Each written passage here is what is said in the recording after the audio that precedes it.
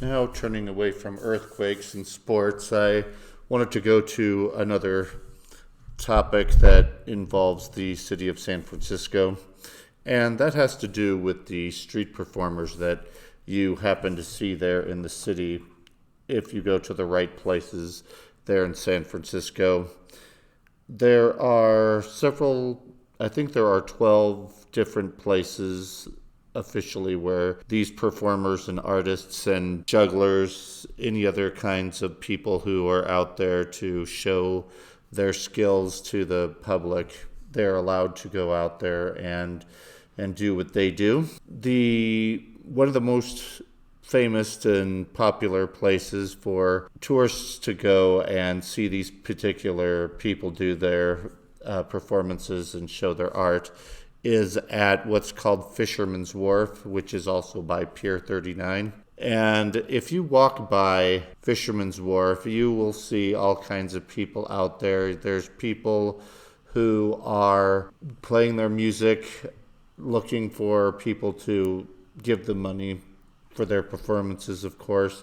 And a lot of people do contribute money to those people. They do put out a lot of work. One instance or one particular performer that I saw was a human statue. So this guy was, he put up all this get up and everything, so he actually did kind of look like a statue.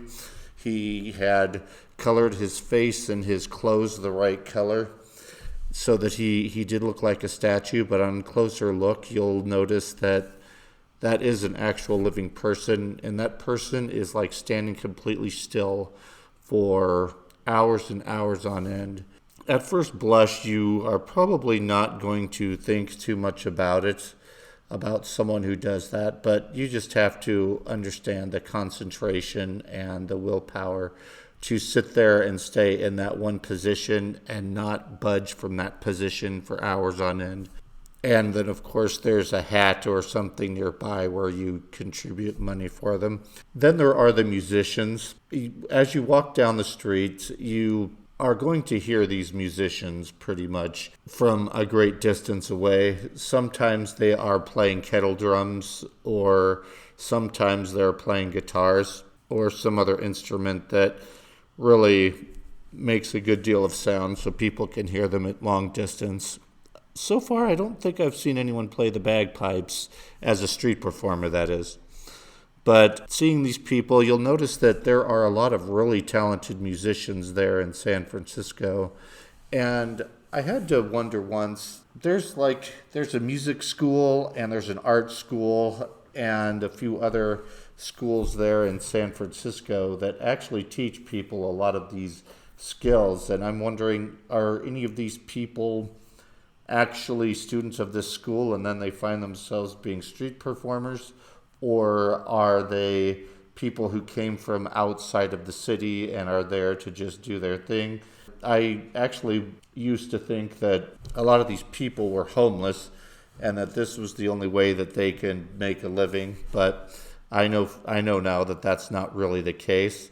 As for where they live or whatever, that's something that I don't know a whole lot about, but it's really not that important for this particular podcast that I'm talking about with San Francisco. Pier 39, which is right next to Fisherman's Wharf, is the only wharf off the San Francisco coast there. Well, it's the only wharf there on the coastal areas of San Francisco where you have it's pretty much dedicated to just shopping.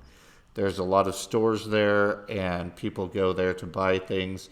Alcatraz Island is not too far away. You can kind of see it in the distance from some areas along the San Francisco coastal area. There are all kinds of souvenirs and things about Alcatraz. So going to Alcatraz, that's a different story. I guess I should stick to Pier 39 for the moment. So Pier 39, you get there and you're walking down this wharf. One thing that you cannot help but catch a whiff of is the sound of sea lions kind of not too far away. And if you go over to the edge of Pier 39 in a section there There are several wooden, I don't know, what do you call them, wooden planks that sort of float there in the bay. There are like dozens and dozens of sea lions that come out and just lay there on those particular wooden plank things. They're always out there making their noise, barking, and people are always excited to go and see them. They take pictures of them and everything, but you shouldn't get too close because these animals can be dangerous if you aren't careful. When you look at this, you have to admit that with human encroachment in environmental areas where humans have gone and made changes, there are a lot of animals that do adapt to the new environment that humans have created. And this is one of those examples. I guess another example is raccoons who've kind of perfected the art of going through garbage and getting food that way. But sea lions are really interesting creatures, of how they swim out in the oceans and then they come back here to sit there and bask in the sun. I'm not sure where they go and get their food. They discourage people from throwing food out to the sea lions a lot of the times, but that actual law, I don't know if it's an actual law, but let's just say that tradition fluctuates here and there because there are people who like to throw things out there. A lot of times the sea lions won't eat them, but sometimes they do. And then another thing that you will notice on Pier 39 is that they have an aquarium there, a San Francisco Bay aquarium. It's not as big as the aquarium over at Monterey Bay, but it is still something I believe is worthy of going and seeing. Mother Nature is a remarkable creator. You will notice a lot of these animals that are here. You will see sharks, you will see seals, you will see several kinds of birds and everything sitting there all working around the clock at in these aquariums. I'm not sure how late the aquarium is open because I've never really stayed that long after dark in San Francisco, except once, but that was because I was going to a baseball game the previous day and we did not want to leave really late and go home to Santa Rosa, which is where I was staying on that visit to California. That late at night, it's about an hour drive if you're lucky.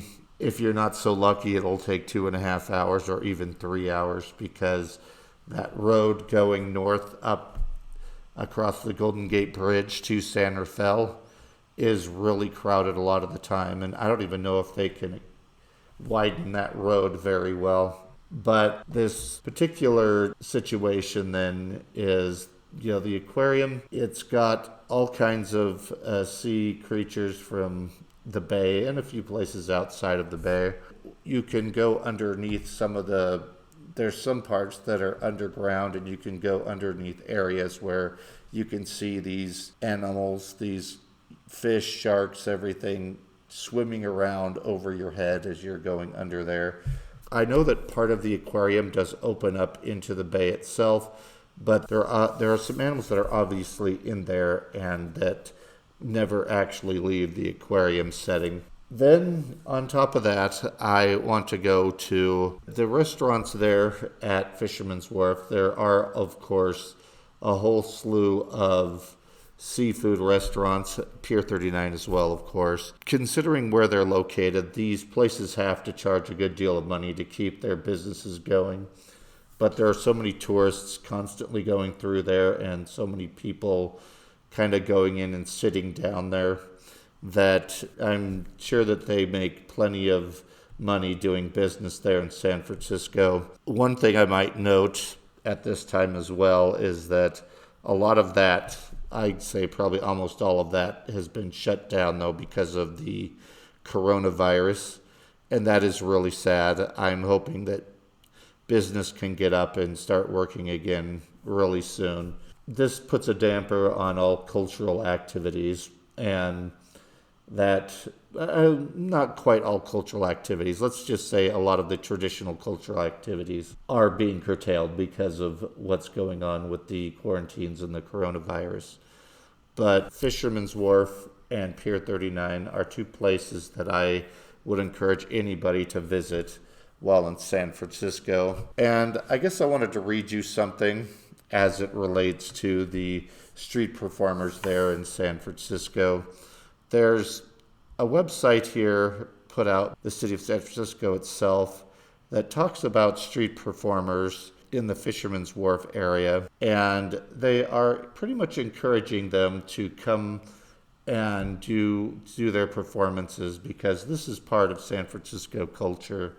You cannot dislodge this from San Francisco and say that you're not affecting cultural things, because this has been part of San Francisco for ever since I can remember, and probably even before that. Kind of like, who knows, I haven't looked this up, so it may date back to that revolution back in the 60s that I'd already talked about. So it says here, the Port of San Francisco welcomes street musicians and street performers to Fisherman's Wharf. Live performances make a positive contribution to the culture and ambience of the wharf. The program covers the port's public access area between Powell Street to Hyde Street, and from the southern side of Jefferson Street sidewalk to the Embarcadero and the bay. The purpose of this program is to manage the time, place, and manner of use of the 12 designated performing locations. The guidelines are set up to ensure fair and equitable access for the performers while not interfering with the safe day-to-day operations of the wharf. It is not mandatory to obtain a license to exercise yourself. It is not mandatory to obtain a license to express yourself on port property. So while they are welcoming these people to come in without having to pay any dues, they are also pointing out that it needs to be done in a correct, orderly fashion. Otherwise, the streets are going to be clogged up. You're going to have people bumping in all over the place. You're going to probably encounter some people who aren't necessarily wanting to deal with these street performers, but they have to deal with them anyway. And if you've ever been to San Francisco, you know that those streets are not very wide. This city was built back in the 19th century after the gold rush, or during the gold rush. Driving down these streets can get clogged pretty quickly. You might find yourself making it a lot easier to use public transportation because you'll get around faster. I still remember very well trying to drive from Powell Street, where there's a shop there, an Irish gift shop that I like to visit, and then going from there to the Bay Bridge to go over to Oakland and then over to where some people I know live. And my gosh, I was stuck there trying to get to the Bay Bridge for 2 hours. And if you've ever been there when it's not bad, it shouldn't take more than 10 or 15 minutes to drive from there to the Bay Bridge. So keep that in mind. If you ever think you're in a bad traffic jam, think about that. People in California know all about traffic jams. Now, back to Alcatraz. So Alcatraz was a federal prison that was kept up, of course, by the federal government for quite a few years. You have a lot of famous people who had ended up staying there as prisoners, like there's the Birdman of Alcatraz and there's Al Capone. They are two people that they've actually made movies about who were there on Alcatraz. I don't know how exactly people might see those two prisoners. They are kind of glamorized in movies sometimes, but both the Birdman of Alcatraz and Al Capone were really bad people. So do not ever glamorize these people. I believe it's important to know about them and what they've done and why they were in Alcatraz in the first place. But Alcatraz was eventually shut down. So the people who tried to escape from Alcatraz, the water there is really cold. There are a lot of currents. And so even if you thought you could take a swim for it, you'll find yourself caught in currents and swept out to the ocean. You could see Angel Island not too far away if you go there on the edge of the Alcatraz. And of course, there is a lighthouse there on Alcatraz Island and an area where you have a bunch of places where people had lookouts looking down at where people might be, making sure prisoners are doing what they're supposed to be doing. And several people had tried to swim from Alcatraz to go somewhere else, and then they just got taken out to sea, they drowned, whatever. They were not able to get out of there. So Alcatraz was a very effective place to keep people prisoner. And one particular story about Alcatraz involves how a group of Native American protesters, they ended up going and they seized control of the island of Alcatraz because they were protesting pretty much what the federal government or the Americans had taken from Native Americans. And they were there and they held on to Alcatraz Island for a while. Eventually, though, they had to leave because there is really no source of food or water to be had there on Alcatraz Island. They were given some food and supplies by some people who sympathized with them, but eventually they had to leave. And it's one of those things that people don't always appreciate, is that there's just a lot of different viewpoints that some people have about the history of this country. I don't agree with all of them, of course, but we should be sensitive to what other people feel about things, and even if we don't agree with them, accept that people are going to disagree. So anyways, if you find yourself in San Francisco, I do recommend at least visiting Alcatraz Island once. Angel Island, if you are a nature lover or you like scenery or you like hiking, I recommend you go there. If you aren't into scenery, hiking, or nature, then I'm not sure if that ought to be your thing. They do have some historical information that you can go and look at, of course. The Port of San Francisco is one of the places you could sail out to Angel Island, and then Tiburon, which is on the northern side of the bay, is the another place. Tiburon is the only place where you have multiple ships going in and out. Keep that in mind if you ever go there. Angel Island is really quite beautiful in a lot of places, but it is bigger than you realize. And when I looked around on there, I decided, you know what, I don't think I'm going to try and hike that mountain. I do remember hearing a story that there was a forest fire up there in that island at one time. The last time I was there, I actually could see some of the evidence of that forest fire with the trees that had grown up more recently than the others, and they sort of stick out there like that. Then one of the other things that you'll notice if you are there in the Fisherman's Wharf area or the Pier 39 areas, there's a lot of shipping that goes in and out and around there. A favorite pastime that a lot of people have is to go and stand kind of on the edge there and watch ships go sail under the Golden Gate Bridge. The Golden Gate Bridge is a sight worth seeing as well. And the Golden Gate Bridge, if you drive across it, you'll be able to get some kind of interesting glances out over to the bay. I don't recommend keeping your eye out there too long because you don't want to crash into anybody. But there's also a walking bridge that goes from one end of the bridge to the other, and you'd be surprised how beautiful a lot of that scenery is.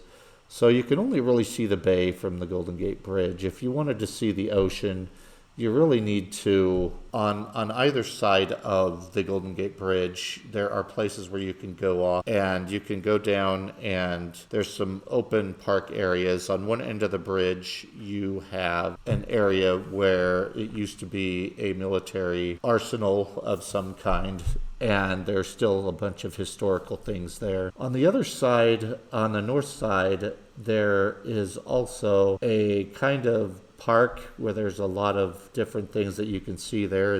There's a lot of shops and everything. And when you stand there, you really get a good look at the ocean, and my gosh, that is an awesome view. And then if you go over to where the lighthouse is on the northern part of the bridge, that is like one of the best views I've had of the ocean from San Francisco. A lot of times you just don't think about the ocean, you only think about the bay when you are in San Francisco, but you just can't help but be blown away by what this place must have looked like when the Spanish and other explorers first came and saw a look at this, a lot of sailing ships went right past the bay there without seeing it because there is a great deal of fog that is always crossing over the waterways there. San Francisco is famous for its fog. It took several people before someone actually found their way into that bay area and sailed around. Today, ships sailing in and out of there happen all the time. You have cruise ships, you have transport ships, you have people on their personal boats. One of the things you'll also note is international trading vessels, tanker ships, whatever. They sail up north through the bay, and then they end up going through the areas up into the San Joaquin River and the Sacramento River. Of course, the Sacramento River takes them to Sacramento. Sacramento actually does have a port where a lot of shipping goes in there. And up the San Joaquin River is Stockton, where shipping is brought there. And so unless you've gone farther up north to look on like where the river connects to the bay, you don't always realize that you've got all these ships that just sail straight up these wide rivers and go to cities that you would never think actually had any kind of international seaport. Manchester in England is another one of those places that has such a port as well.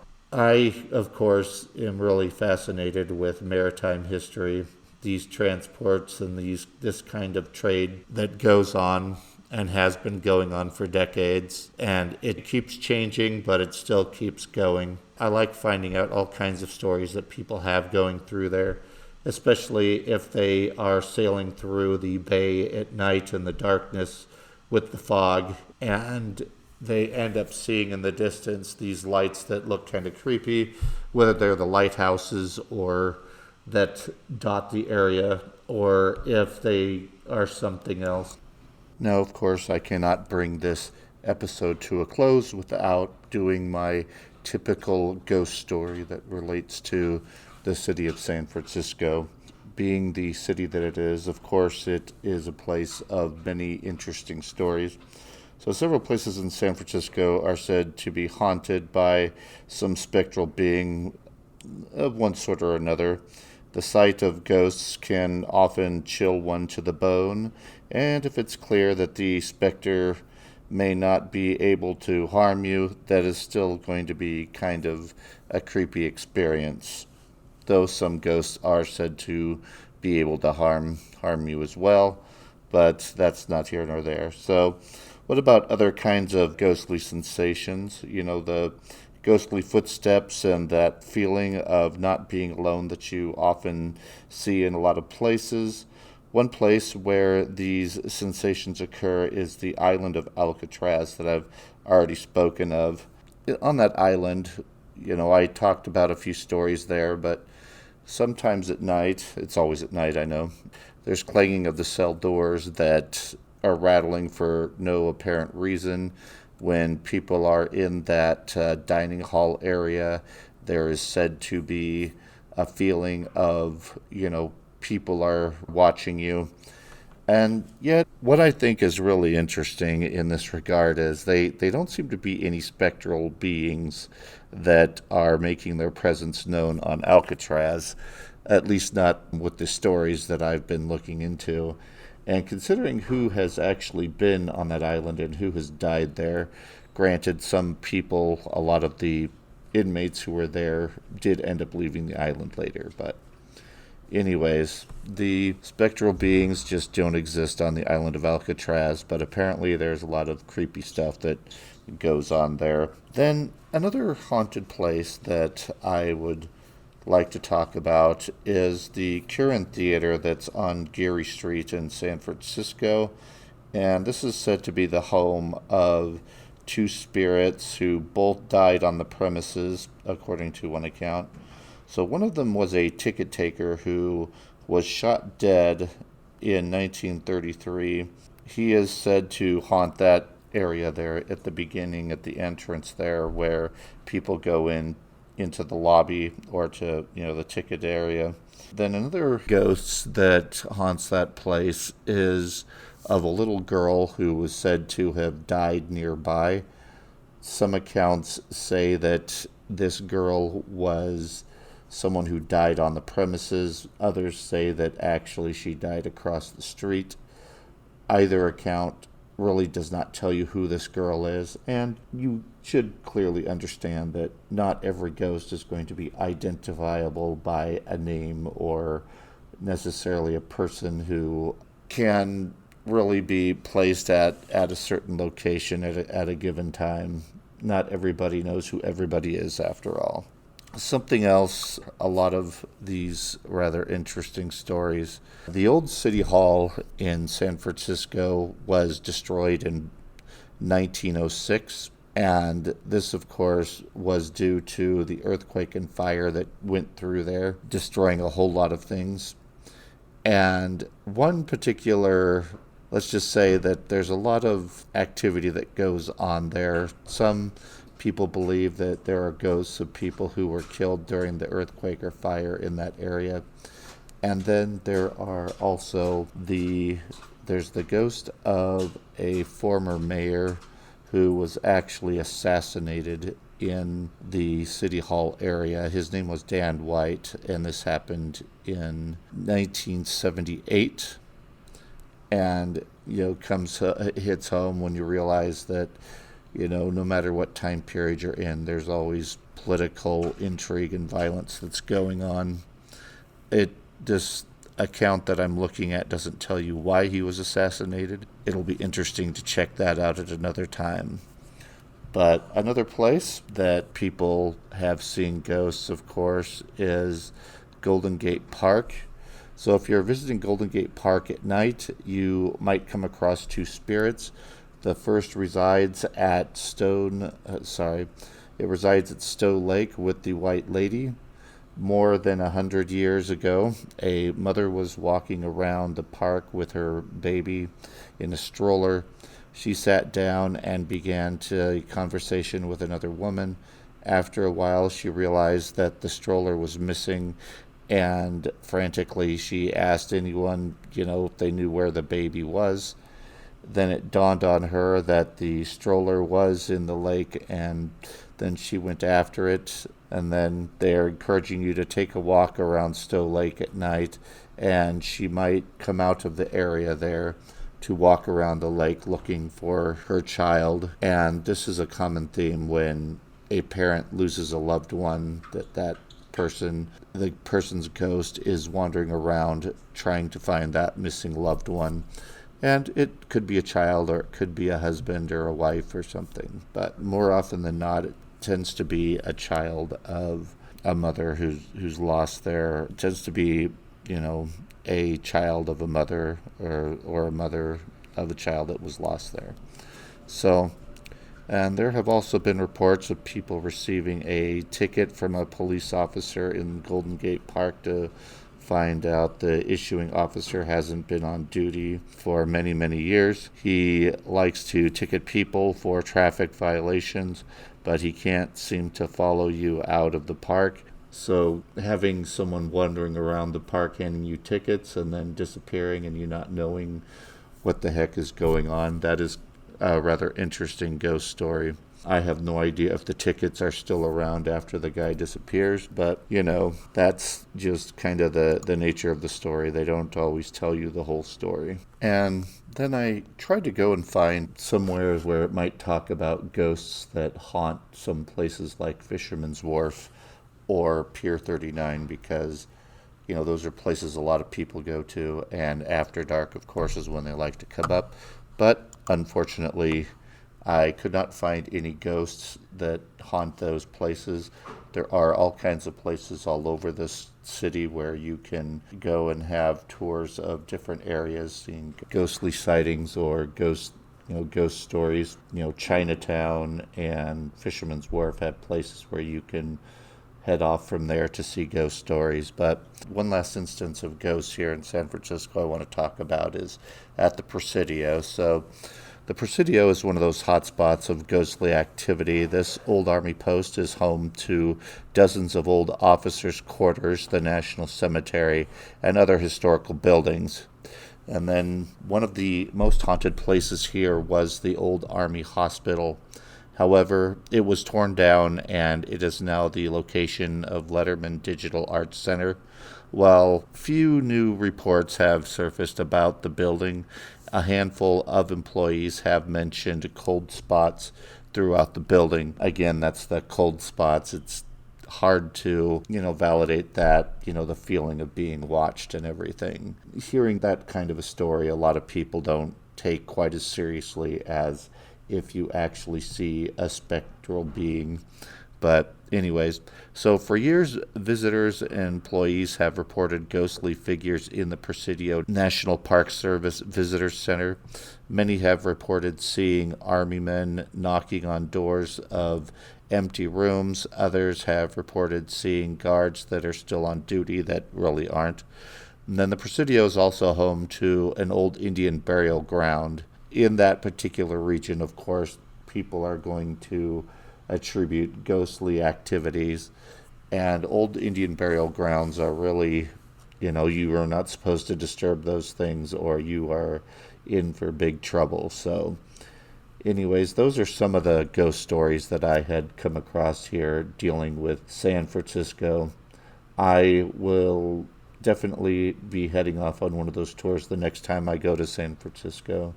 San Francisco is, like I said, one of my most favorite places to go. I think it is the most beautiful city in the world, and it's just sad what has happened to it over the years, even before this outbreak of Wuhan virus. But that will come and that will go, but San Francisco will always be there. I think I encourage anybody to go there to really appreciate the culture that is there in San Francisco. So I think that is the end of my broadcast that I'm going to be doing here today. This has been a much longer broadcast than I usually do, basically because there was just so much that I wanted to talk about that I knew that I just had to pretty much bring out as much as I can here, and it looks like it's taken me pretty close to an hour to get it all out. So anyways, I thank you all for listening to this episode of Béaloideas. As usual, if you have anything you would like to talk about, anything you'd like me to bring up, any music that you would like me to play, or if you even have some audio thing you've recorded you'd like me to play, my email address is folklorenow33@gmail.com. I would love to hear from anybody who has anything to say. And I thank you for listening, and we'll see you next time, and have a wonderful day.